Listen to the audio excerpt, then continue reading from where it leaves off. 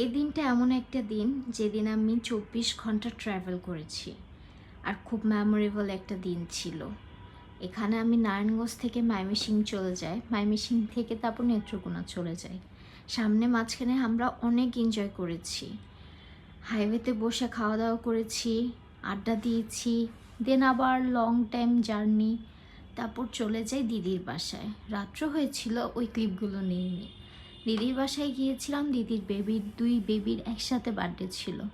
দেন ওইখানে রাত্রেবেলা birthday attend করে খাওয়া দাওয়া করে আবার রওনা দিয়ে দিই নেত্রকোনার উদ্দেশ্যে।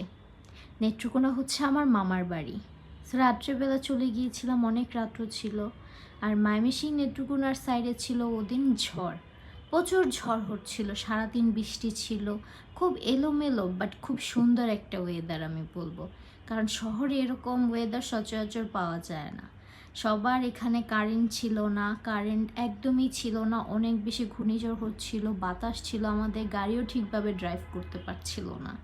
মামার বাড়িতে সারাটা দিন থেকে সন্ধ্যার দিকে আবার বের হয়ে পড়ি, বের হয়ে ছোটো মাসির বাসায় যাই, সব মাসিদের বাসায় দেখা করে আবার রওনা দিই ময়মনসিংহের উদ্দেশ্যে। ময়মনসিংহ আসার টাইমে অনেক রাস্তায় ঘূর্ণিঝড় হচ্ছিল, গাড়ি অনেক কষ্টে ড্রাইভ করছিল আমার ড্রাইভার। তারপর একটা খুব সুইট মোমেন্ট ছিল। তারপর ময়মনসিংহ কিছুক্ষণ থেকে রাত্র 3টার দিকে আবার ব্যাক করি নারায়ণগঞ্জের জন্য। খুব মজার একটা দিন ছিল,